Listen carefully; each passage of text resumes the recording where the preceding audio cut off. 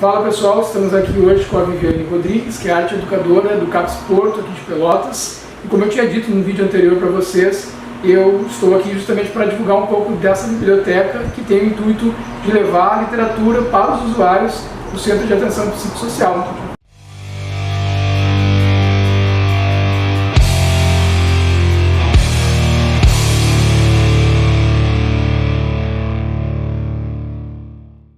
A gente vai conversar um pouquinho para saber como surgiu a ideia da biblioteca, convidar vocês a fazer doações aqui para a biblioteca também. Eu trouxe alguns livros para deixar com a Vivi, e entender um pouco mais então desse projeto tão bacana de incluir os usuários do Centro de Atenção Psicossocial nesse processo de leitura, de sociabilização da leitura, né, da arte, da escrita.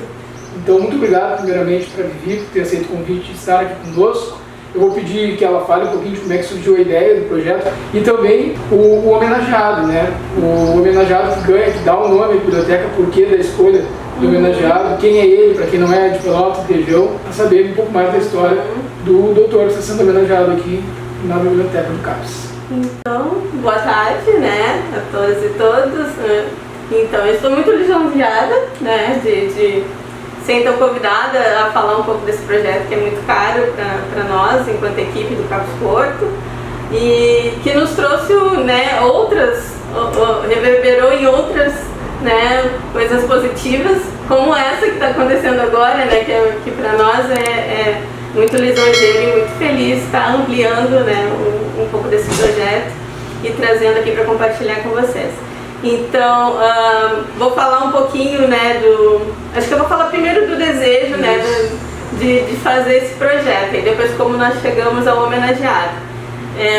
Mais uma vez, né, então a ideia partiu desse desejo natural dos profissionais, né, de promoverem um espaço que pudesse contemplar a literatura, né, a educação, trazendo mais uma vez a educação através da literatura, para que os usuários possam então, né, ter esse tratamento mais ampliado, porque a gente entende, né, mais uma vez, que o tratamento do CAPS, ele precisa ser visto pelas pessoas como algo para além da medicalização, para além do tratamento médico e psicológico apenas. Aqui a gente tem uma equipe de multiprofissional que tem uma proposta interdisciplinar. Então, o desejo da biblioteca partiu desse interesse dos profissionais, mas também da demanda dos usuários, né, de muitos deles que vivenciam a leitura nas suas vidas, né, tem nas suas trajetórias leitura de livros, leitura de gibis e outras leituras, né, durante a infância, que também resgatam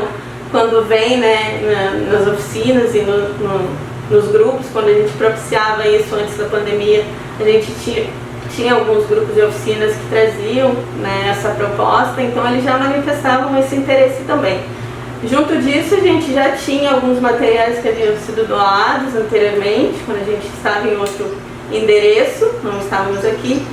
Então, quando nós chegamos aqui em 2020, nesse endereço atual, a gente encontrou esse espaço, entendeu que seria, né, um espaço apropriado, seria, enfim, o momento que a gente poderia, né, estabelecer esse projeto e propiciar mais uma vez essa ideia, ainda que a gente não tenha, né, não possa ainda possibilitar que muitos usuários venham por conta da pandemia e de seguir todos os protocolos. A gente ainda não consegue, né, permitir que tenha todo esse acesso, mas enfim, a gente já está trabalhando e já está trazendo muitos usuários para fazer parte do projeto.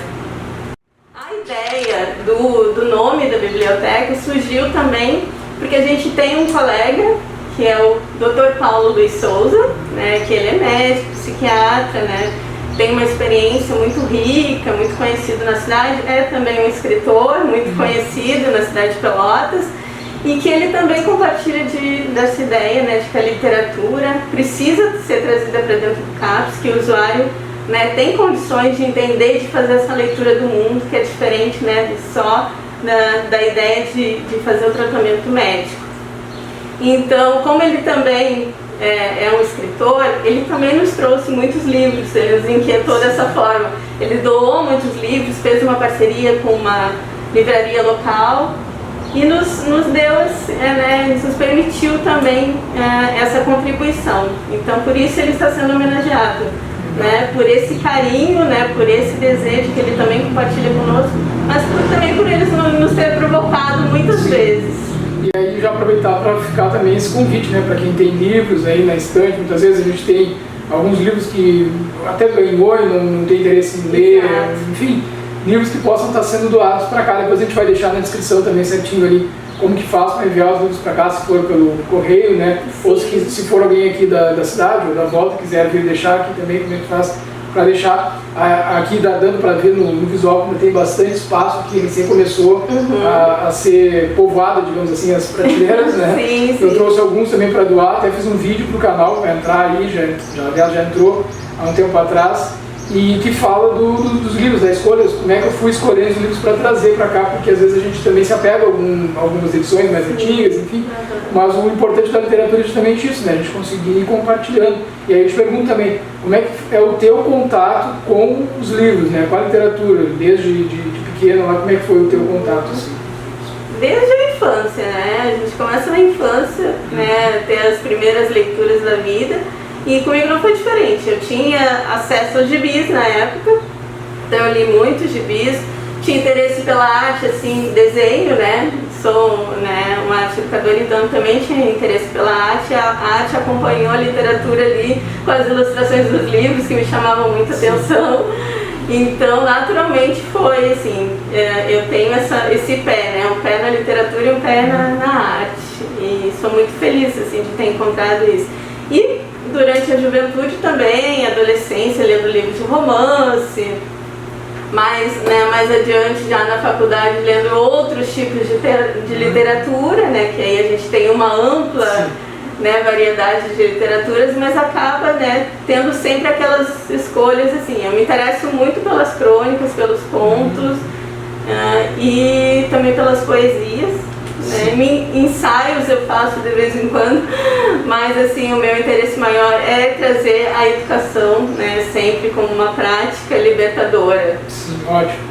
E uma questão que estava me falando também, me comentando, o pessoal ajudou a etiquetar, né, os usuários e a sugerir títulos e gêneros literários para os próprios usuários. Exato. De início, a ideia sempre foi fazer com que os próprios usuários fossem protagonistas do projeto. Né? E nós, claro, organizaríamos e permitiríamos, né, o acesso ao espaço. Mas desde o início a gente elencou, né, escolheu alguns usuários que tinham essa proximidade, esse interesse e disponibilidade de virem. Então nós escolhemos entre 6 usuários e eles vinham em determinados dias e nos ajudavam, né, a tirar os livros das caixas, né, a arrumar o espaço, organizar realmente o espaço, a limpar os livros. Eles mesmos escolheram os gêneros, né, as etiquetas que foram colocadas ali foram sugestões dos usuários e a disposição também dos livros. Tudo foram eles que foram protagonistas. E já está, como é que está funcionando assim, porque agora a gente está em pandemia, mas o pessoal já vem buscar um livro, a ideia é essa, é ler aqui, é ler em casa, como é que está funcionando assim? Como nós não podemos ainda permitir, né, por causa da pandemia, em função de todos os protocolos, a gente não conseguiu ainda fazer com que todos viessem e conhecessem espaços. Então essa divulgação ainda não aconteceu, né, a não ser para os usuários que vêm, né, mais cotidianamente aqui ou precisam, né, de algum modo acessar o serviço, a gente consegue falar sobre o espaço. Mas ainda não conseguimos fazer esse trabalho de empréstimo, né, que é tão natural em outras bibliotecas, a gente não conseguiu fazer ainda aqui. Precisa ser um sistema bem elaborado, então essa é uma das ideias para agora, nesse ano, a gente poder botar em prática. E aí tem algum gênero mais específico assim que foi o mais requisitado pelo pessoal? Assim, estaria um ou dois? Não sei. O pessoal que esteve aqui foram poucos, mas eles acessaram mais a parte da saúde. Saúde, romance, eles se interessaram também em alguma coisa, gostam muito das ilustrações, ali chama muita atenção as ilustrações dos livros. Mas de imediato, naturalmente, eles vêm buscando algumas coisas que falem sobre a saúde para entender o próprio tratamento. Sim, e tinha que comentar também que o pessoal que não sabe ler, no caso, que não é alfabetizado, né? Ainda não foi alfabetizado, mesmo assim, tem como inserir nesse processo da literatura? Como é que tu acha que dá para trabalhar isso no CAPS? Eu acredito que sim. Nós tivemos em outros momentos, e eu mesma propus uma oficina, um grupo de alfabetização antes da pandemia, e a gente fazia um processo, né, de leitura, enfim, de alfabetização de adultos. Então é de uma maneira diferente da escolarização, né, de uma escola, de um espaço formal como é a escola. Mas é possível, e aí de todo modo a gente vai buscando o auxílio de alguns teóricos. Paulo Freire mesmo, né, alfabetizou tantas pessoas, né, de um modo diferente a partir da sua metodologia. Então, para o usuário é também possível, é também, quando a gente faz um trabalho sistemático, trazer minimamente, né, a alfabetização, o letramento para eles é possível e é necessário, já que eles solicitam muito isso. Muitos usuários não têm escolarização, são analfabetos, né, não tiveram essa possibilidade, mas eles sentem essa necessidade de entender, às vezes, uma bula de remédio que eles não entendem. Né, entenderem o que eles estão fazendo, como é que o tratamento deles é, entenderem né, como é que funciona o mundo, fazer uma leitura de um ônibus, por exemplo, que eles não sabem como acessar. Sim. O transporte coletivo. Uma coisa legal da literatura é justamente que, até já comentei outras vezes, assim, o fato de que cada pessoa vai se encontrar no texto de uma forma diferente. Então o autor, quando ele escreve, quando concebe uma obra, ele acaba abrindo diversas portas, né, diversas possibilidades de tu adentrar aquele universo ali. Exato. Não tem como a gente dizer que a leitura de a leitura de uma obra vai ser de todo igual para todas as pessoas. Exato. E eu acho que essa possibilidade dessa interpretação também com os usuários deve sair muitas coisas interessantes no sentido deles mesmos, eles se compreendendo, né, em torno do que eles vivem, se colocando dentro dessas histórias. Então essa iniciativa de vocês é interessante também nesse aspecto, assim, que acaba sendo uma forma de, não sei se eu posso dizer, eu queria a tua opinião, de terapia também, de tratamento através da... Claro, funciona assim, é um funcionamento, né, terapêutico que a gente fala. E é isso, o espaço, a literatura é um espaço criativo também, né? E é um espaço de autoconhecimento, né? Quando se lê a partir da voz, né, da história, da narrativa de outra pessoa, a gente faz, né, a gente olha para dentro da gente, a gente, né, se vê muitas vezes em alguma história. Então, para o usuário não é diferente, até mesmo aqueles que não sabem ler, é possível tu fazer essa leitura, né, fazê-los, né, acompanhar a trajetória muitas vezes do autor, que é importante também. Vai ter essa, desculpa, vai ter essa proposta de fazer tipo uma aula do conto, assim, de reunir o pessoal e ler? Sim, com certeza. Nós já tínhamos essa proposta antes. Já existe essa proposta? Já existia. Aí vai juntar as duas numa... Exato. Anteriormente era o espaço de arte e literatura. Então a gente trazia literatura, contos, poemas, e trazia também a música, a poesia, né, e tudo para dialogar, porque tudo tem uma interlocução, né, a nosso ver. E tu, assim, para encerrar, né, tu está fazendo doutorado,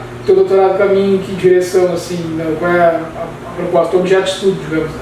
Eu trabalho com o tratamento do adoecimento de mulheres negras no CAPS, em Pelotas. Então, a minha pesquisa, ela busca entender como o racismo institucional impacta nesse adoecimento, né, nesse tratamento do adoecimento. Entendendo que o racismo também atinge muitos dos usuários e usuárias que vêm até o CAPS e ainda não é discutido, né? Ainda a gente tem que trazer essa temática como enfrentamento ao racismo, porque é também, né, um fator de adoecimento psíquico, o racismo. Sim. Enquanto as pessoas não entenderem isso, elas não vão lidar com a situação. E agora tu tocou num ponto também, a questão que a gente observa assim, dentro da universidade, no meio acadêmico, a pouca bibliografia de autores e autoras, sobretudo negros e negras. Como é que tu tens encontrado isso aí? Se de fato é assim, mas pelo menos a experiência que eu tenho pelo universo acadêmico é esse, assim, faltam autores não é que faltem, porque eles existem, mas falta dentro do meio acadêmico um maior destaque, né, se apropriar de trazer essa literatura para dentro da universidade, e aí sejam universidades privadas ou públicas. Exato. É um problema que a gente tem muito Com certeza, eu tive essa dificuldade, eu não tive esse acesso, mesmo sendo uma mulher negra dentro da universidade na graduação, tampouco no mestrado eu tive esse acesso. Somente agora no doutorado, há pouco mais de 2 anos, é que eu tive, né, o conhecimento da vasta literatura negra que existe, né, desses escritores, que foram invisibilizados pelo racismo, né? Esse apagamento da literatura é um fator que é trazido pelo racismo histórico. Então, entendo que a gente já esteja resgatando muitos deles, né, em diversas áreas, tanto da educação, da arte, né, da própria literatura, quantas,